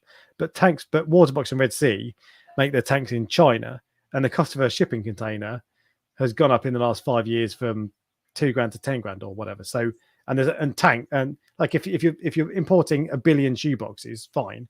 But if you're importing 10 fish tanks in a container, that cost goes up. So I wonder if that's that. It might, for all I know, it might be Red Sea and Waterbox going, we can take advantage of this. But anyway, yeah, exactly. What I'm saying is I doubt they're collaborating together. No, this is very true. But anyway, so the point, the only thing that was significantly more expensive was the tank. Yeah. And it's basically double the price. And that's a big thing, because that's obviously you can't set up a tank without a tank. Yeah. Hashtag reef advice. And so that was a big difference. What about however bucket? Yeah, exactly. Like that guy earlier with a swimming pool in his Roman Empire house. Anyway, but the difference is, and this is, so my take on this is that you absolutely can do it cheaply. Yes. And I wish someone would. The thing is, so doing things on a real tight shoestring is not my bag. But there are some people, like Telegram loves that sort of stuff. Yeah. But he doesn't upload to YouTube anymore. And I wish there was someone who set up a channel called The Budget Reefer, for example, who loves this, mad for it. That would be a really successful channel, because you could easily do things cheaply. Yeah. And so it's an attitude thing. And so you can still set stuff up cheaply. But the thing that is getting more expensive for me, and the one thing on that on the Mike Paletta list that stood out as really expensive, was lighting. For example, so in his 1993 tank, it was $500, inflation adjusted $1,000. Whereas now, I think 2 Radeon XR30s, I think he chose $1,900, and that's since gone up to $2,000. So lighting is double the price. It's probably different. Well, it will be different lights to when he completely didn't have LEDs in 1993. But that's the thing. And if you set up, T5 is still the same price. Yeah. But all the new technology is very expensive. You would think the T5s would be getting cheaper because people don't want them. Although they're starting to get a little bit of a comeback more recently. A little bit. Yeah, I'm not sure. That might be more advertising than anything else. Probably. But the point is, so it is general. I think the hobby is more expensive, but it doesn't have to be. And I could set up a tank, the equivalent tank to the first tank I ever set up, for the same money, give or take. Maybe 10%, and 10% is not the big deal. So that I could do that. But what does get more expensive is, and this, you talked about this in your consultations earlier, is all the excess paraphernalia. So for a start, it seems that lights are a lot more expensive, but only because there's this new technology that's better, in inverted commas. Actually, I think LEDs are better in inverted commas, but they're better at some things and worse at others. But you could still use T5s or halides and do it relatively cheaply, a lot cheaper than LEDs. But there are other things like aquarium controllers, smart testers, all these other things that you just think that they need. Exactly, you don't need it at all. Like the cooling fan I've got on my water box is the new Tunzi Eco Sheet cooling fan. It's nice and low profile, so it looks slick. They put a load of R&D into it, and it did a really good job this summer. Kept it nice and cool. Yeah. But it was £100. It's a lot of money. And I also, on the K tank, I bought 2 little PC fans for £20, and they did the exact same job. Yeah. Exact same. Temperature was exactly the same on both tanks. There are some things that are like that are just, they're cool. And I prefer the Tunzi one because it looks cooler, but it does the same thing, the same job as something that costs £20. So you absolutely can do it cheaper, but you just get enticed into all these fancy things. And it's difficult because with things like aquarium controllers, people think they need it, but the reality is, and automatic testers, you don't need. Alkalinity testers are fantastic. I love mine, and I would struggle to adjust to life without it again. But you absolutely do not need it, especially in the first year. Absolutely, just do not need it at all. And that's 800 quid. Just save it. Yeah. No, I know. That's like when during the consultations people go, "Do I need this?" I go, "No, you don't need that." And I go, "I just saved you £800 minus the cost to talk to me." Yeah. So although there's a cost to talk to me, like I've just saved you far more by not getting you to buy something wrong. There's loads of things like that. There's loads of different testing equipment that, like manual testing equipment, people think they need. There is so many things where people have watched something and gone, "I need that." And it's just not true. My first tank was started with £400. And the next day, I sold all the fish in that tank for £400. So technically, my first hand tank, didn't you, with fish? I bought a freshwater tank with fish, a secondhand one, for £400. And the next day, I sold the fish. They were massive frontosas. I now realize I sold them mega cheaply. But I didn't realize I sold them mega cheaply because you were happy anyway. So I was happy. Yeah. So my first tank was literally free. Could I do that now? Maybe. It would take some work. In a place at the right time you'd need to be, yes. I think it was just luck that it was just luck that it all fell together right at the same time. But it was one of the best things I ever did because it got me into the hobby for zero cost. When you couldn't have afforded it otherwise. No, and at first I literally just had it was just what was it? A fish only tank. That was all I wanted at first. For the first year, I only wanted a fish only tank. I wanted lionfish and pufferfish and things like that. And obviously, there was a cost attached to those, and there was a cost attached to the rock. My rock was secondhand. The sand, I now realize was a bad idea, was secondhand, which I didn't know. Secondhand sand. This is my first tank ever. I've never even had a freshwater tank. This was my first ever tank. And yeah, there was a guy on eBay selling secondhand sand, so I bought it. So don't get me wrong, that tank was not the best looking tank.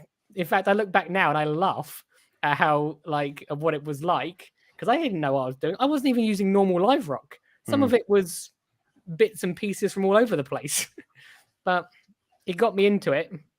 And and you got into it cheap, and you still can get into it cheap. And what I realized when I was thinking about this, there are two sides of the coin on this, because YouTubers tend to, we talked about it before, YouTubers tend to get more expensive stuff. Because if someone offers me a 10 quid refugium light, I've then got to spend 10 to 15 hours setting up and making the video for something that I don't really want on my tank anyway. Whereas if someone offers me £1,000 refugium light, I'm up for that. All I've got to do is 10 hours to make the video. Cool. Even though they're probably do the same thing. well, this is the thing. They'll probably do. It's the extra 10% you get. So what the Powerheads MP40s? They're the best example for me because I have them on my tank, and I would struggle to think of another pump like Powerhead I would prefer to have. So if I set up a big tank, I would have MP40s almost always. Yeah. But are my corals any happier with if I swap them out for Jekods? My corals would be exactly the same. Yeah, they've got different flow patterns. Corals don't care about that. They would be totally fine. The difference is there's this extra little 10% of all. So they provide enough flow, whatever, doesn't matter. All pumps do, more or less, Powerheads. Yeah. But the benefits you get are no cables in your tank. You get an app. They look sleek. You can just whip them out and replace them really easily. So that there are little benefits that do make a difference, and for me, they're worth it. But you don't need it. But this is what I was thinking about with the problem with YouTube is that, and there's two sides of this. If you click on, I've been in the hobby for long enough to be obsessed with it and spend all my money on it, basically. Yeah. And so if I set up a new tank, I'm prepared to spend a lot of money on it because it's my passion, and it's what I choose to spend my money on. Yeah. So if you watch those videos, you'd be like, oh right, so you need an alkalinity tester, you need a phosphate tester, you need 5,000 Kessels, you need all these other weird and wonderful things that I've got, and you'd be like, right, okay, I want that because that's cool. But conversely, when I made the two videos I've made, how to set up a saltwater tank, I've just said, actually, I've done two. I did one with a brand new tank that was £272 or something like that, all in with everything, 100 litres. And the other one was a second-hand tank where I said, all you need is light, filter, so a skimmer, cheap skimmer, a cheap powerhead, Jecod, and a return pump and a heater. That's it. Yeah. And so actually, when the videos I make, when I'm telling you how to set up a tank, they're simple. This is all you need, because it is.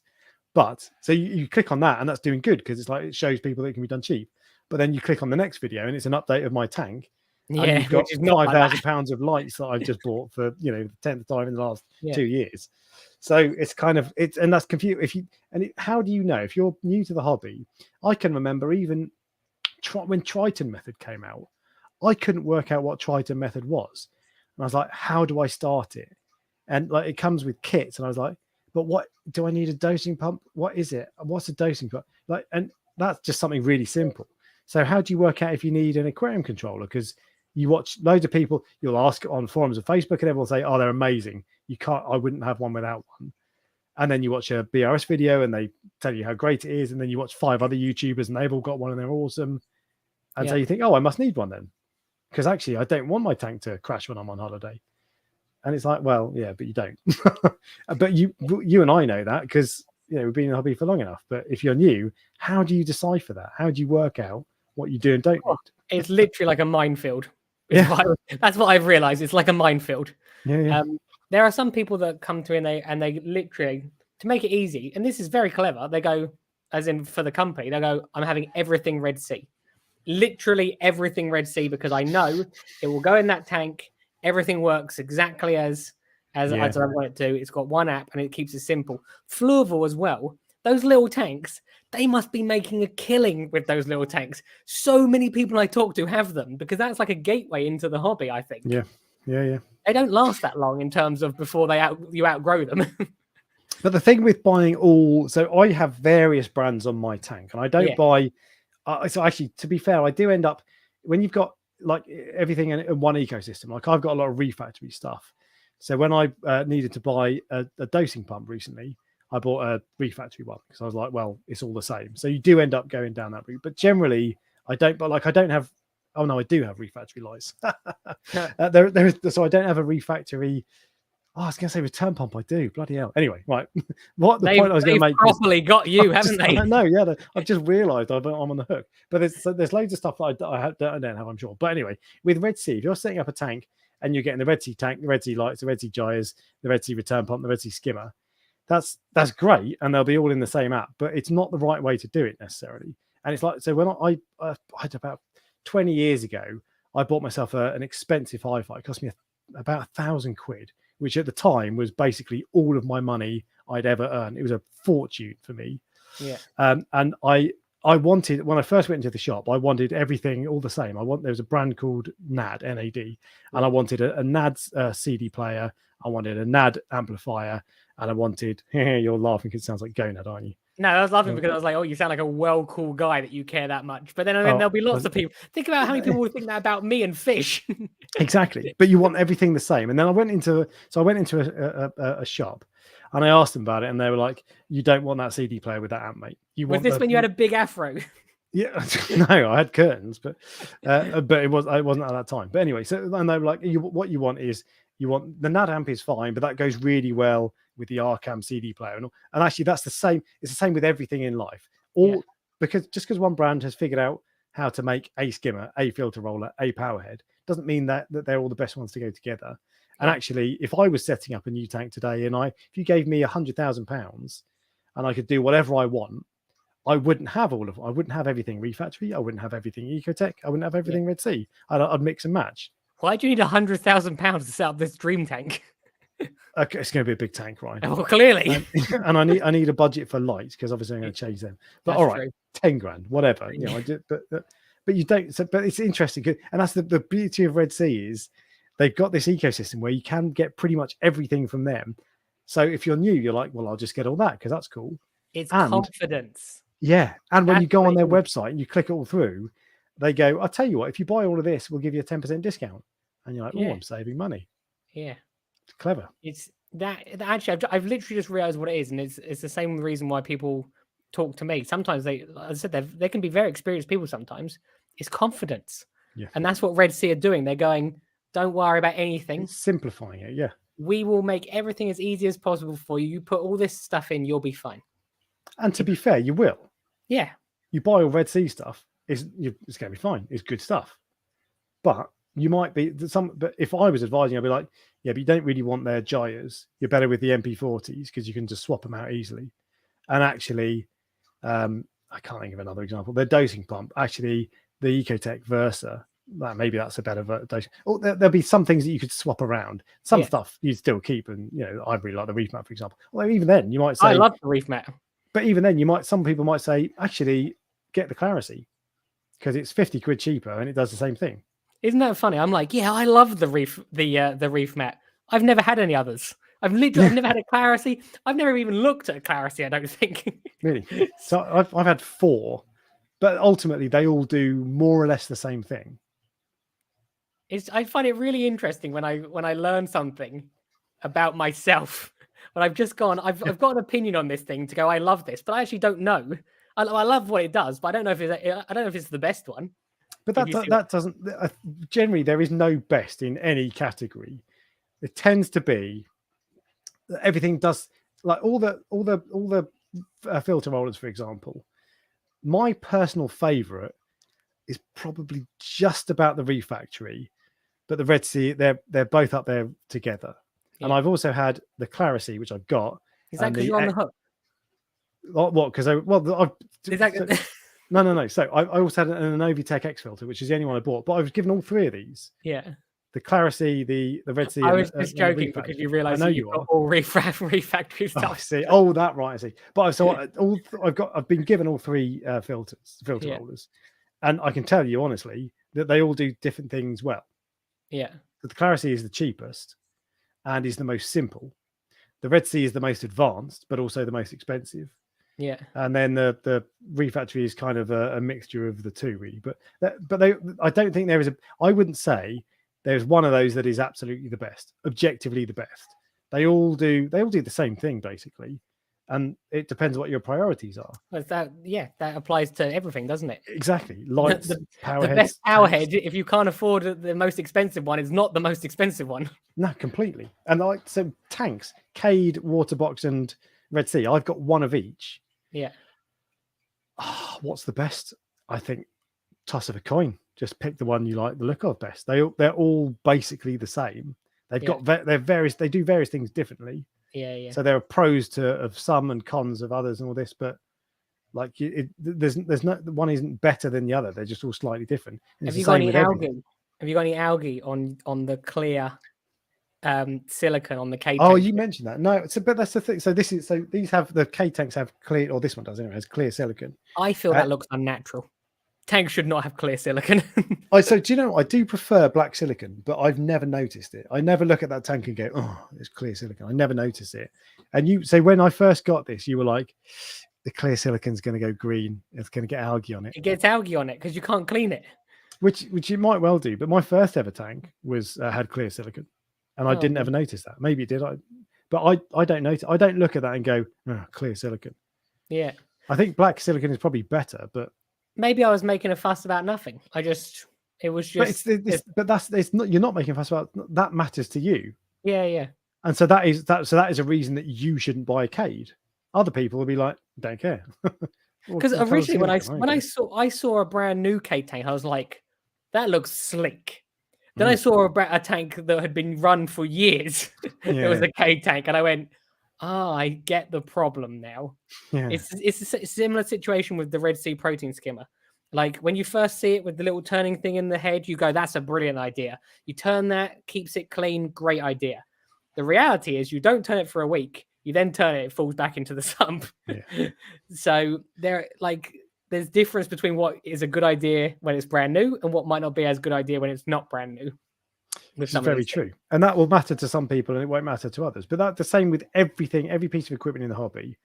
There's pros and cons of everything, and you need to weigh up what's right for you. But the reality is you shouldn't overthink it. It's so easy to think, right, I must get the Radions because that's what Worldwide Corals use, and they're the best lights then. Yeah. Well, they're very good lights, but they're not necessarily the best. And if you get any other light, you're going to have the same success, I would bet. Like I have different lights on all 3 of my tanks. Yeah. I couldn't tell you that one of the lights is better than the others, like as in for the corals. Yeah. I can tell you which ones I like the look of. I can tell you which ones I like to play with the app on, I can tell you which ones I think give the best color, but which ones are better for my corals? Probably all roughly the same. Yeah. But anyway, yeah, that's kind of going off topic. But the whole point of this, I think, is that the hobby doesn't have to be expensive at all.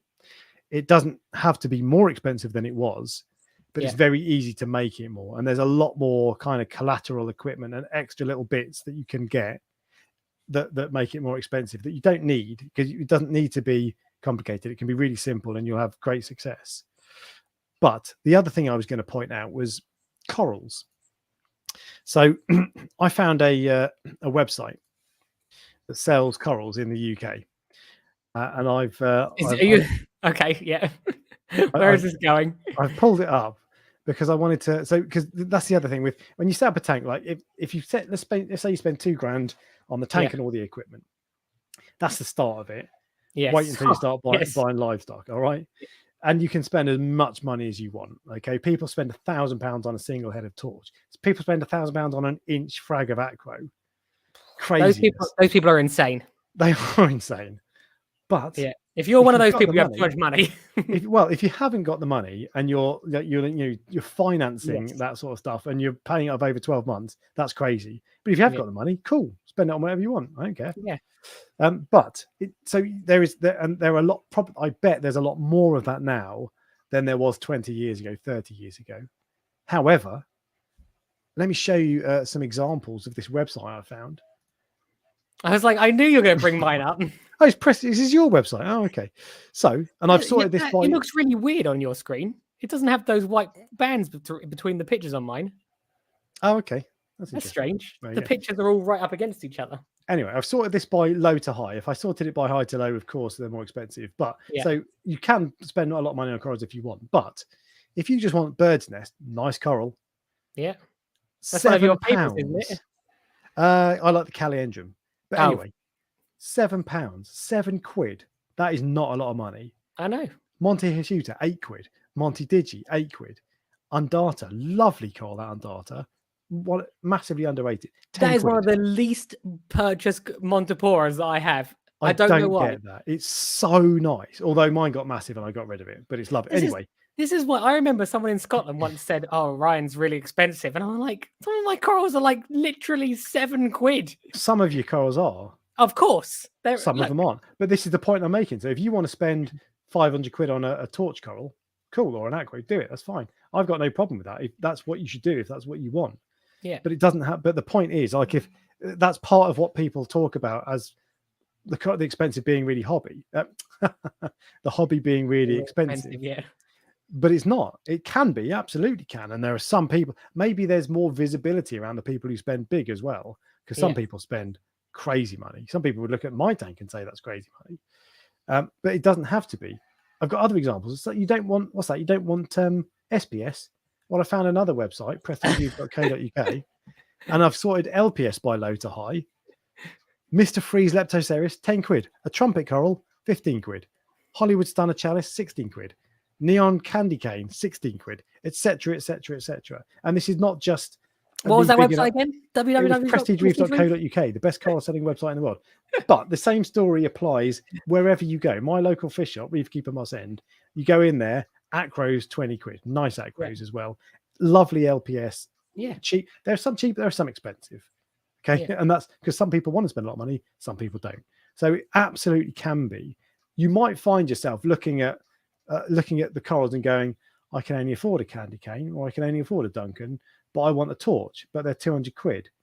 But that's, that just means you can't buy it. Like, I would love to have a Lamborghini. I can't afford it. Yeah. I didn't know you were going to bring my website then. Because normally we don't advertise, do we? Like we do, there can be a little bit.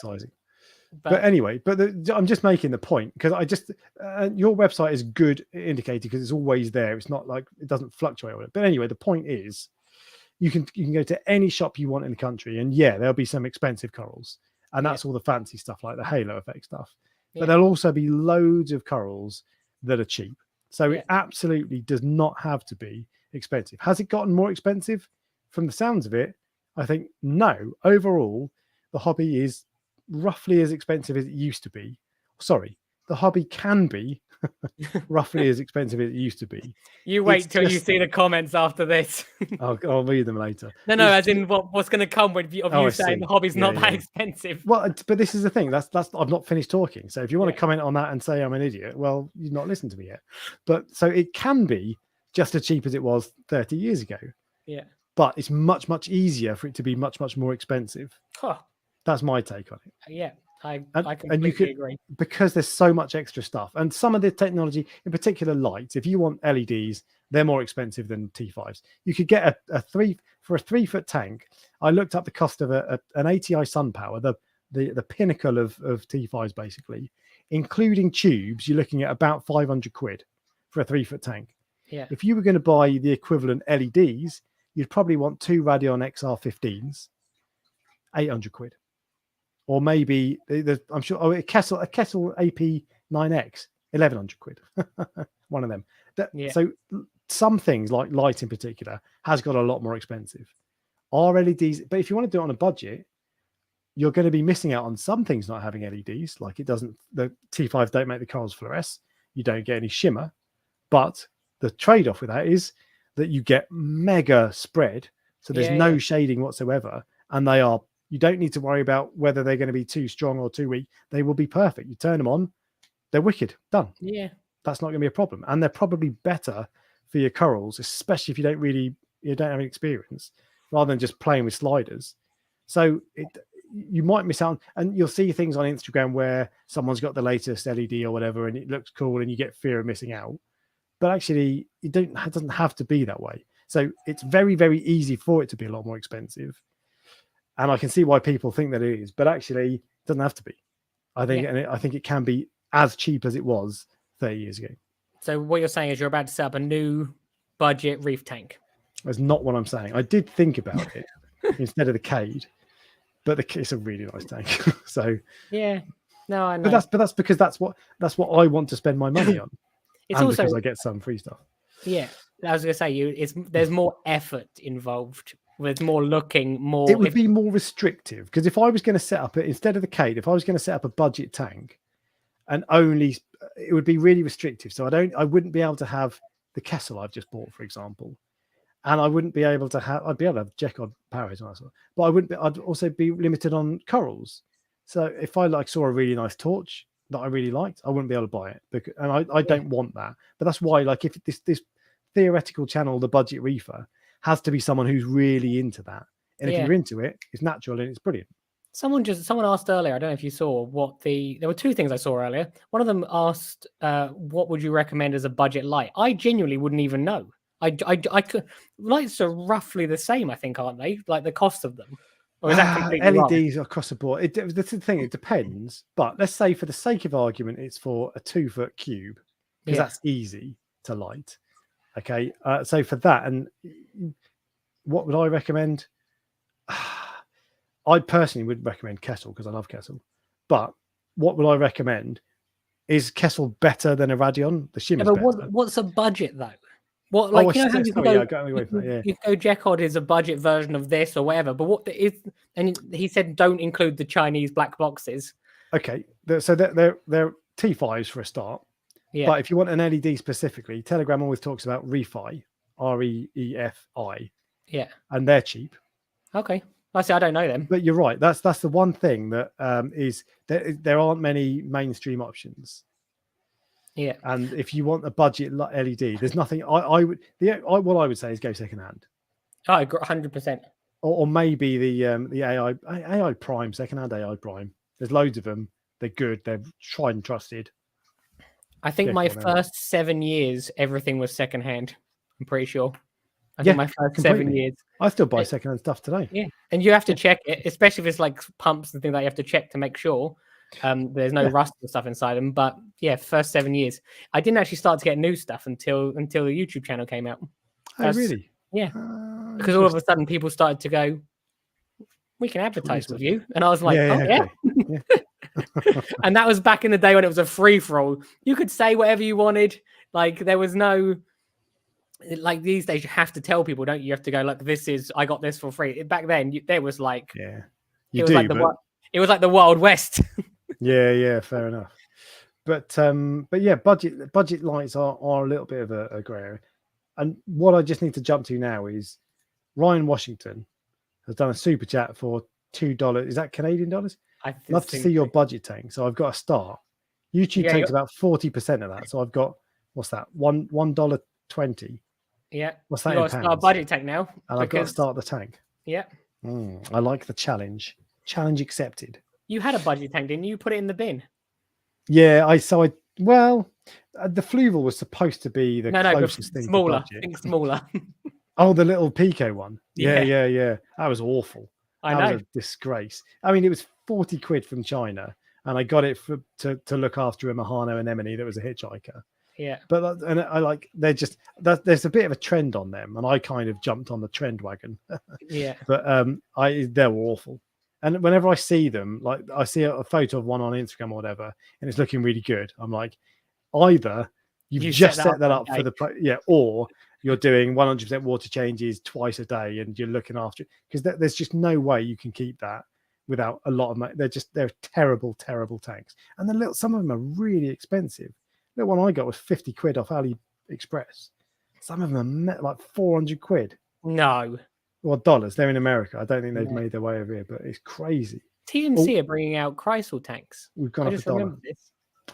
What's a Chrysal tank? A jellyfish tank. Oh. I thought that was an interesting market to go into. You can have other things in it other than the jellyfish, but they're like the round tanks where the flow goes around them. Yeah. I don't know if that's a new product of theirs, or I've just never seen it. But Ryan, this should be in the news. What are you doing? But is it a new product? I don't even know if it is a new product. You tell me. It's your story. Oh, I just remember I saw one. And I was like, oh. I have no interest in those whatsoever. You had one and you didn't like it, right? I hated my tank. Yeah, my jellyfish tank. It was awful. Yeah. No, don't like that. But yeah. Anyway, I can't find it. But yes. No, I did look it up. Max Spec. Actually, the Max Spec lights are relatively cheap. But I'd go secondhand. Yeah. A lot of these lights are rated for a long time, and if they're only like a year old, then go for it. I recently bought a secondhand Kessel A360X for 250 quid. They're 525 quid brand new. Yeah. And it's brilliant. It's fine. Really good condition. No problem. There you go. So why spend 500 quid? Gives you a bit of comfort, I suppose. But anyway, need a video on a quiet tank. I have set one up. There is a how to set up a quiet tank on my channel somewhere. So I've already done it. No problem. Anyway, Ryan, do you have anything else to say on the price of the hobby? Nope, that's it for me. In which case, we will wrap it up. So thank you, everybody, for joining. Thank you, Ryan, for being here as always. And we'll see you again next week. Okay. See you later. Bye, guys.